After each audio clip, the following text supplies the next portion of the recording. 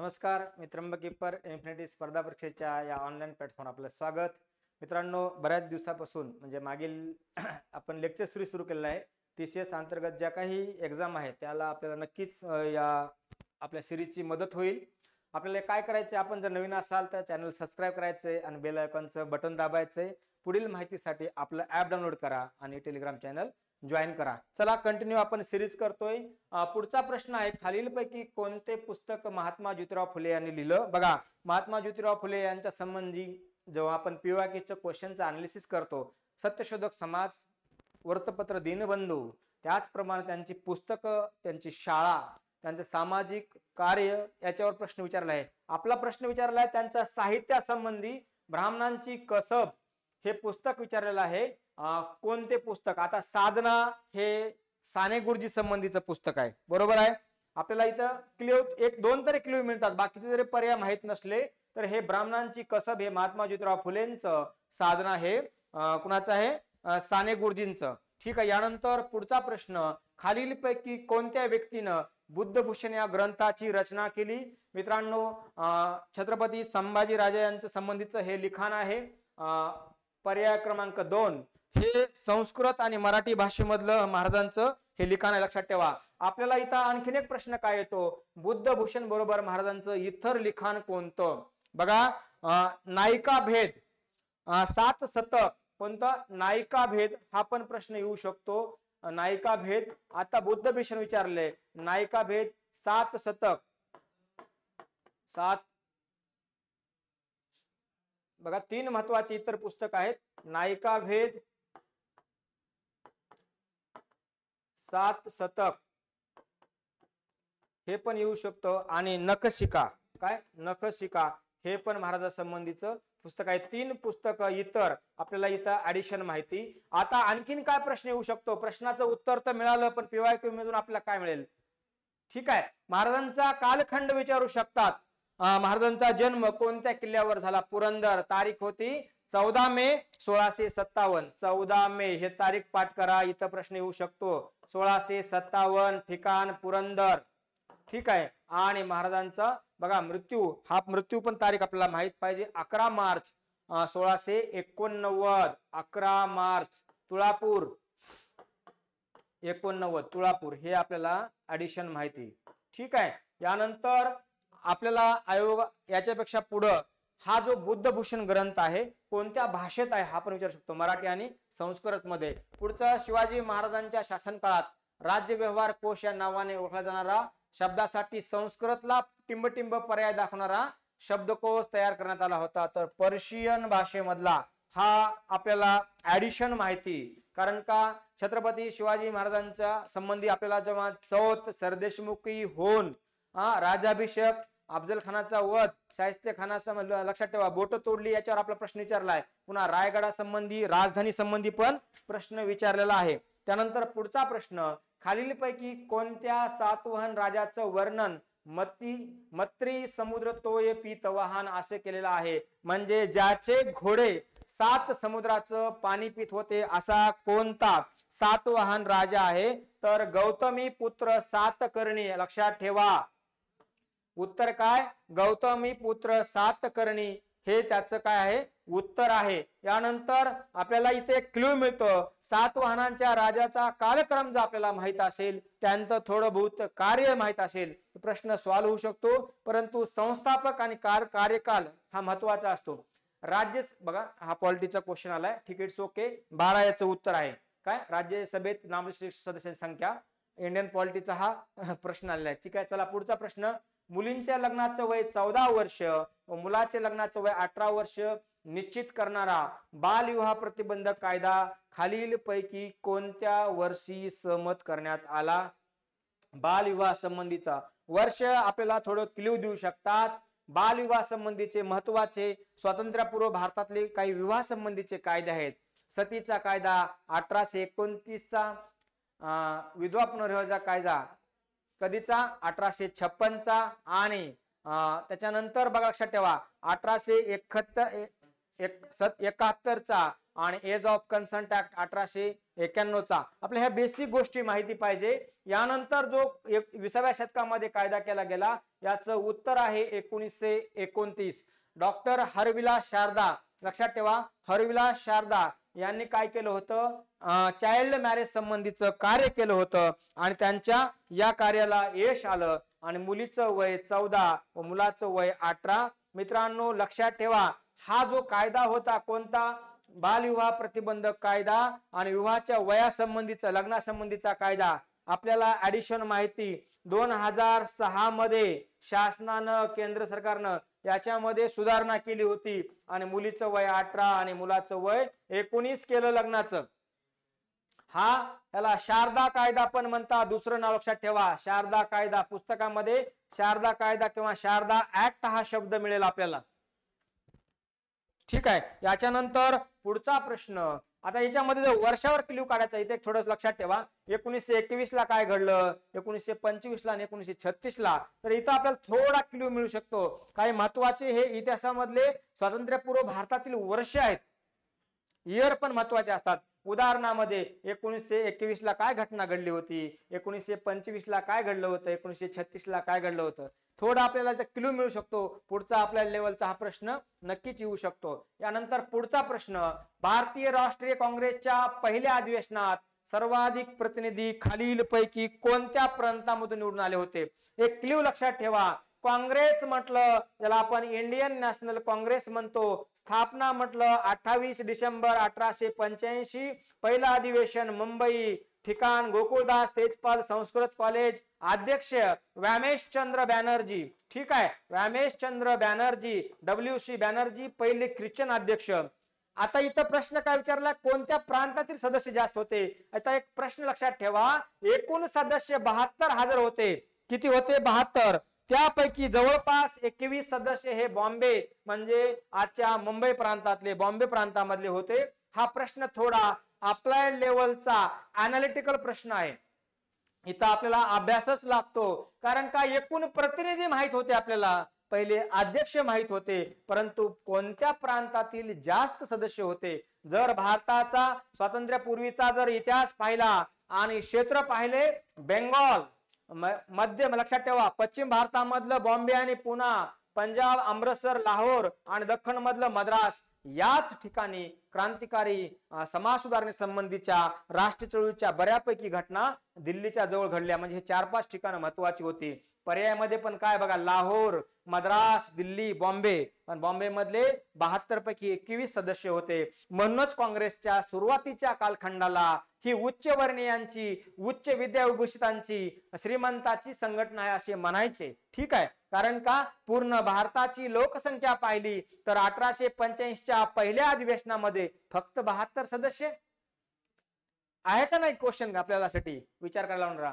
पुढचा प्रश्न, टिंबटिंब यांनी 1867 मध्ये मुंबईत प्रार्थना समाजाची स्थापना केली. मित्रांनो, प्रार्थना समाजाची स्थापना खालीलपैकी कोणत्या व्यक्तीने केली, वर्ष दिलंय इथं ऍडिशन माहिती. 31 मार्च 1867 ला मुंबईमध्ये आत्माराम दादोबा पांडुरंग यांनी प्रार्थना समाजाची स्थापना केली. धार्मिक सामाजिक सुधारणा चळवळ प्रार्थना समाज, ब्राह्मो समाजाच्या प्रेरणेपासून बघा, लक्षात ठेवा, महाराष्ट्रामध्ये प्रार्थना समाजाची स्थापना झाली.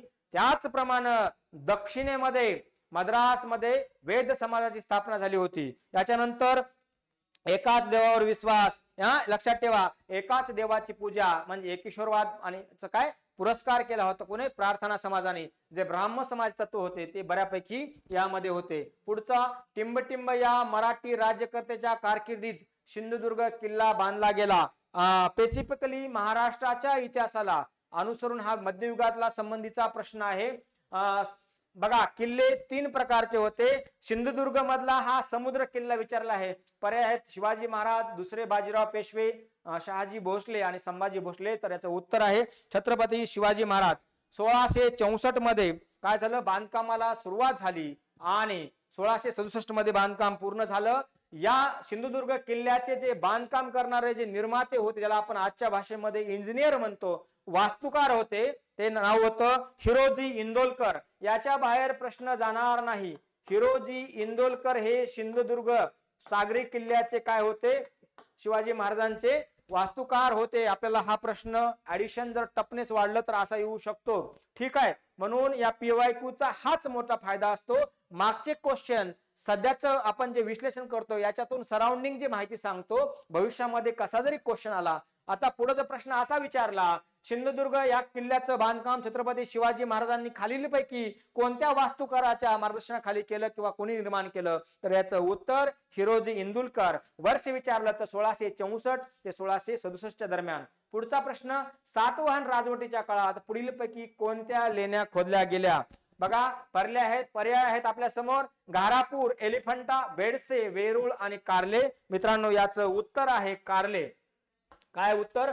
कार्ले. पुणे जिल्ह्याचा जेव्हा आपण इतिहास पाहतो, लक्षात ठेवा, तर याचा आपला वास्थाना कुठतरी कार्ले, भांजे, वेरूळ, बेडसे, पितळखोरा, ह्या जे आपण ठिकाणं बघतो, एलिफंटा असेल, अजिंठा असेल, वेरूळ असेल, ठीक आहे, याच्या संबंधीचा एक तरी क्वेश्चन कोणत्या तरी आपल्याला या सरळ शैलीमध्ये दिसतो. परंतु हा साहित्या संबंधीचा, स्पेसिफिकली सातवाहनाच्या स्थापत्य कला या संबंधीचा हा प्रश्न आहे. यानंतर पुढचा प्रश्न, जून 1857. प्रश्न व्यवस्थित बघा. रंगो बापूजी गुप्ते यांनी टिंबटिंब येथे ब्रिटिश राजवटी विरुद्ध मोठा सशस्त्र फौज गोळा केली. स्पेसिफिकली ठिकाण विचारलेलं आहे. आतापर्यंत जेव्हा PYQचं आपण विश्लेषण केलं, रंगो बापूजी गुप्तेचं कार्यक्षेत्र, कुठून त्यांनी काम केलं, कोणासाठी केलं विचारलं होतं, क्षेत्र विचारलं होतं. आता कुठे सशस्त्र फौज गोळा केली मोठ्या प्रमाणात, ठिकाण विचारलं आहे. तर बघा, औरंगाबाद, बागरवाडी, बेळगाव आणि धारवाड, हा 4 पर्याय आहेत. तर बागरवाडी हे भोर जवळचं ठिकाण आहे. कुठलं? भोर जवळचं. या ठिकाणी रंगो बापूजी गुप्ते यांनी काय केलं होतं, मोठा रामोशी समाज असेल, मांग समाज असेल, या समाजातील घटकांना एकत्र करून सशस्त्र फौज तयार केली होती. 1857च्या उठावामध्ये रंगोजी बापूजी गुप्ते यांनी राजा प्रताप सिंह यांच्यासाठी इंग्लंड पर्यंत काय त्यांचा केस लढवली होती, पण यश आलं नव्हतं. म्हणून त्यांनी ही काय केलं, ब्रिटिश सत्तेच्या विरोधामध्ये 1857च्या उठावात ही भूमिका पार पाडली होती. पुढचा प्रश्न, कोणत्या वर्षी रंगोजी बापू गुप्ते यांनी भोरजवळील बागरवाडी गावाजवळ सुमारे 2000 शस्त्र मराठ्यांची मोठी फौज गोळा केली होती? बघा, पहिल्या प्रश्नामध्ये ठिकाण विचारलंय, स्पेसिफिक. लगेच अप्लाइड लेवलचा दुसरा प्रश्न वर्ष विचारले. थोडं लॉजिक लावा. पहिल्या प्रश्नाला फक्त मॉडिफाय केले 1857, थोडं मॉडिफाय केले, त्याच्यासाठी विश्लेषण खूप गरजेचं आहे. त्यानंतर पुढचा प्रश्न, मुंबईतील खालीलपैकी कोणत्या मैदानात अधिकृतपणे ऑगस्ट क्रांती मैदान असं नामांतरण झाले आहे? स्पेसिफिकली चले जाव चळवळी संबंधीचा हा प्रश्न आहे. 8 ऑगस्ट 1942 ला महात्मा गांधीजी यांनी आजच्या आझाद मैदान, पूर्वीचं ग्वालिया टँक, काय नाव होतं त्याचं, ग्वालिया टँक मैदानामध्ये तारीख आहे 8 ऑगस्ट, ही तारीख महत्वाची आहे.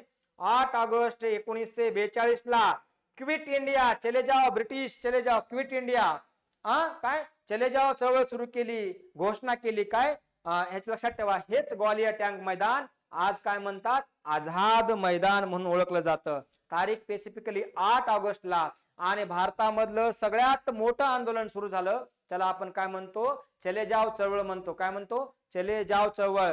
गांधीजींच्या नेतृत्वाखाली 8 ऑगस्ट, 9 ऑगस्टला धरपकड होते, भूमिगत नेते होतात. आणि इथं आपल्याला मग प्रश्न तयार होतो, कोणत्या नेत्याला कोणत्या तुरुंगामध्ये ठेवलं, गांधीजींना कुठं ठेवलं, पंडित जवाहरलाल नेहरूंना कुठं ठेवलं, पंडित जवाहरलाल नेहरू तुरुंगामध्ये कोणतं साहित्य लिहिलं गेलं, याच्यावर पण प्रश्न येतो. यानंतर भूमिगत नेत्यावर प्रश्न येतो. त्यावेळेस दुसरा काय येतो, रेडिओ संबंधीचा प्रश्न येतो, उषा मेहता संबंधीचा प्रश्न येतो. ठीक आहे. यानंतर पुढचा प्रश्न, खालीलपैकी कोणती राजवट निजामशाही राजवट म्हणून ओळखली जाते? स्पेसिफिकली डायनास्टी संबंधीचा प्रश्न आहे. वराडची सुलतानशाही, विजापूरची सुलतानशाही, अहमदनगरची सुलतानशाही, गोवाळकोंड्याची सुलतानशाही. बघा, स्पेसिफिकली खालीलपैकी कोणती राजवट निजाम. आपल्याला जर 2 सत्ता माहित असतील, बघा, जर मध्ययुगाचा थोडा इतिहास आपल्या कानावर असेल तर विजयनगर साम्राज्य आणि बहामनी साम्राज्य. बहामनी साम्राज्य जेव्हा विघटन होतं तेव्हा 5 सत्ता तयार होतात. ठीक आहे. कोणत्या कोणत्या सत्ता?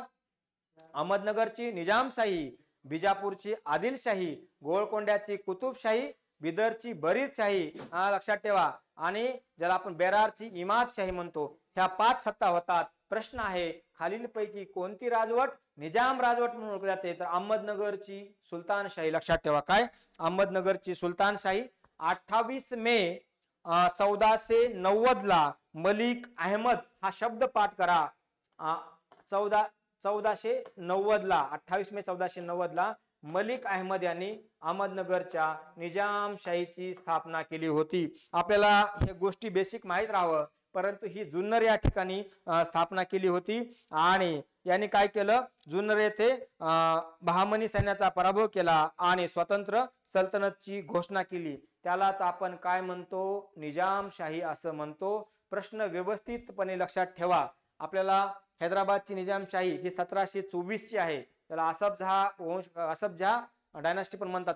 कालच्या लेक्चर मध्ये मी सांगितलंय. स्पेसिफिक इथं मी 1490 हे वर्ष लिहून दिले. ती 1724 ची निजामशाही आहे हैदराबादची. पुढचा प्रश्न, खालीलपैकी कोणते भारतीय सैनिक नाशिकचे होते? स्पेसिफिकली नाशिक संबंधीचा हा प्रश्न आहे. खालीलपैकी कोणते संत सैनिक नाशिकचे होते? तर पर्याय आहेत अनंत लक्ष्मण कान्हेरे, पांडुरंग सदाशिव खानकोजे, माधव हरी आने व शिवराम भिक्खू मुरकर. शिवराम भिक्खू मुरकर म्हणलं की यांचं नाव येतं रत्नागिरी. माधव हरी आने म्हटलं, बघा जंगल सत्याग्रह यवतमाळ, काय यवतमाळ हे रत्नागिरीचे कोण? शिवराम भिक्खू मुरकुरे रत्नागिरी. आणि पांडुरंग सदाशिव खानकोजे वर्धा. राहिला पर्यायामध्ये नाशिकचे म्हटलं की अनंत लक्ष्मण कान्हेरे. कुठले होते? नाशिकचे. मित्रांनो, अनंत लक्ष्मण कान्हेरे म्हटलं की आपल्या डोळ्यासमोर एक येते जॅक्सनची हत्या. बाबाराव सावरकरांना जेव्हा शिक्षा झाली, या शिक्षेला जबाबदार म्हणून त्यांनी जॅक्सनचा वध कधी? 21 डिसेंबर 1909 ला. ही तारीख महत्वाची आहे. म्हणून तर स्वातंत्र्य सैनिक अनंत लक्ष्मण कान्हेरे यांनी 1909 ला जॅक्सनची हत्या केली. तारीख आहे 21 डिसेंबर. यामुळे त्यांना नंतर फाशी होते. ठीक आहे. याच्यानंतर पुढचा प्रश्न, मराठा साम्राज्यांनी कोणत्या काळात मुघलांकडून माळवा व गुजरात ताब्यात घेतलं? स्पेसिफिकली अप्लाइड लेवलचा हा प्रश्न आहे. वर्ष दिलेला आहे का? नाही, फक्त दशक दिलेला आहे. मराठा साम्राज्यांनी कोणत्या काळात मुघलांकडून माळवा गुजरात ताब्यात घेतलं? मित्रांनो, यासाठी आपल्याला एक गोष्ट माहित पाहिजे. 1707 नंतरची आपल्याला जी पेशवाई माहित पाहिजे. 1707 ते 1857 पर्यंतचा जो हा पेशवाईचा कालखंड आहे, किंवा 1818-17 पर्यंत, तिसऱ्या अँग्लो मराठा युद्धापर्यंत, ह्या गोष्टी माहित पाहिजे.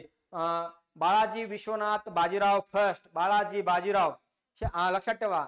माधवराव थोरले, ज्याला आपण, ह्या गोष्टी जर माहित असतील, हे व्यक्ती जर माहित असतील, या प्रश्नाचं उत्तर देता येईल. बघा, बाळाजी विश्वनाथ म्हटलं त्यांचा कालखंड, बाळाजी बाजीराव फर्स्ट, बाळाजी बाजीराव. आपल्या दोनच व्यक्तीवर प्रश्न मिळू शकतो. बाळाजी विश्वनाथ 1713 ते 1720, बाळाजी बाजीराव किंवा बाजीराव फर्स्ट 1720 ते 40, आणि बाळाजी बाजीराव बघा 40 ते 61. या तीन व्यक्तीवर या आपल्या प्रश्न उत्तर मिळू शकतं.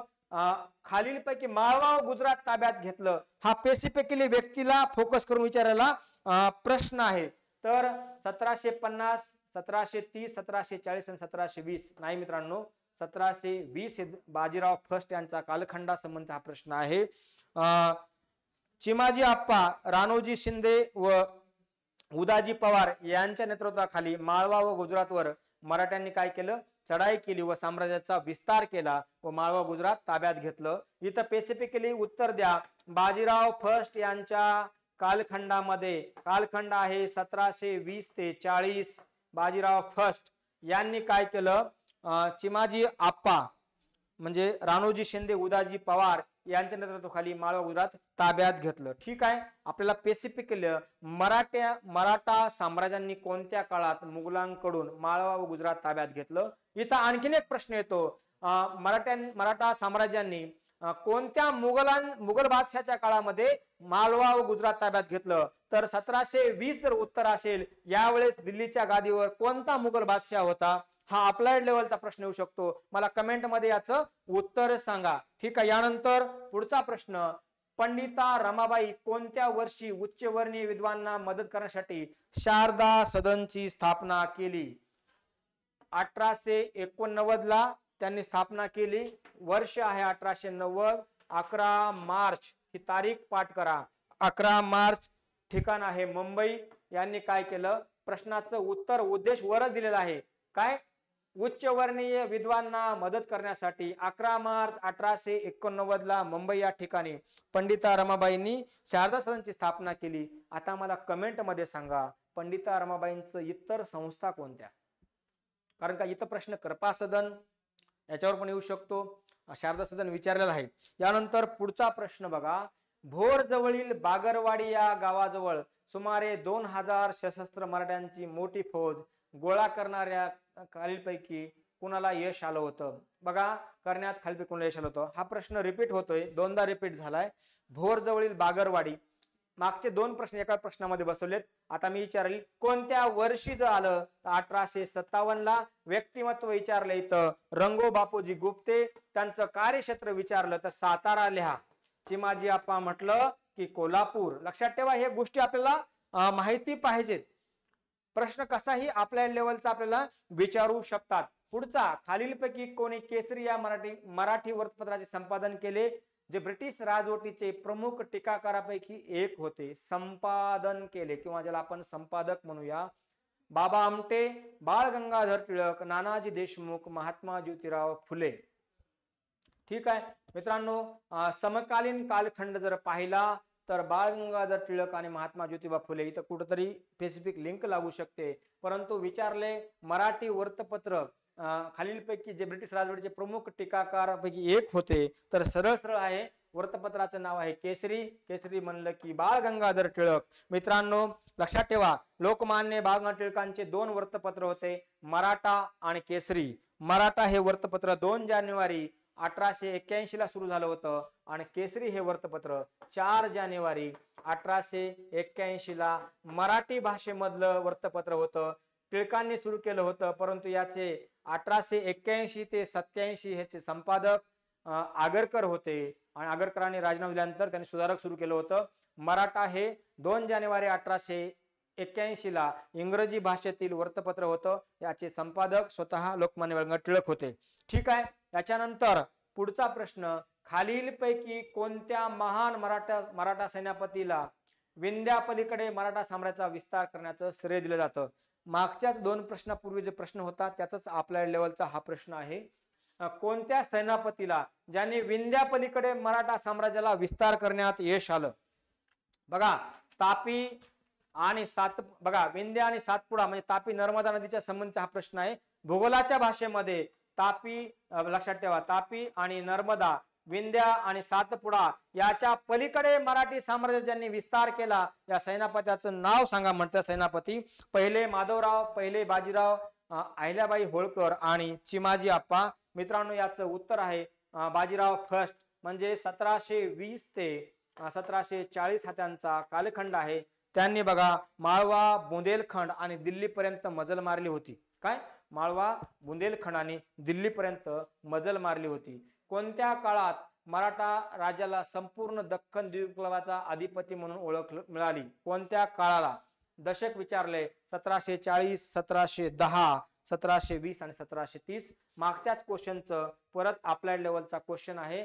पहिला बाजीराव यांचा कालखंड जर तुमच्या लक्षात असेल तर बाजीराव फर्स्ट म्हणजे 1730च्या दशकात त्यांच्या कारकिर्दीमध्ये दख्खन पर्यंत आधिपत्य म्हणून मराठ्यांना काय मिळालं? मराठा राज्याला काय मिळाली होती? आधिपत्य म्हणून ओळख मिळालेली होती. पुढचा प्रश्न, महाराष्ट्रात वारली उठाव कोणत्या वर्षी झाला? मित्रांनो स्पेसिफिकली वारली उठावासंबंधीचा हा प्रश्न आहे. याचं उत्तर सरळ सरळ आहे 1940 मध्ये महाराष्ट्रात वारली उठाव झाला होता. वर्ष आहे 1940. खालीलपैकी कोण पहिल्या कीर्तिवर्मनचा भाऊ होता? खालीलपैकी कोण कीर्तिवर्मन फर्स्टचा भाऊ होता? कीर्तिवर्मन फर्स्टचा भाऊ होता दुसरा कीर्तिवर्मन, दुसरा पुलकेश, मंगलेश आणि पहिला विक्रमादित्य. तर याचं उत्तर आहे मंगलेश हा कीर्तिवर्मन फर्स्टचा भाऊ होता. ठीक आहे मित्रांनो, या लेक्चर मध्ये आपण जवळपास 23 ते 25 क्वेश्चन कव्हर केलेले आहेत. परंतु जेव्हा आपण डिटेल मध्ये जातो तर 70-80 क्वेश्चन आपल्याला डायरेक्टली आणि इनडायरेक्टली मिळतात. ठीक आहे, हे लेक्चर सिरीज कंटिन्यू पुढे चालू राहील. आपल्याला एकच करायचंय, नवीन असाल तर चॅनल सबस्क्राईब करायचंय आणि बेल आयकॉनचं बटन दाबायचंय. ठीक आहे, भेटूया पुन्हा. धन्यवाद.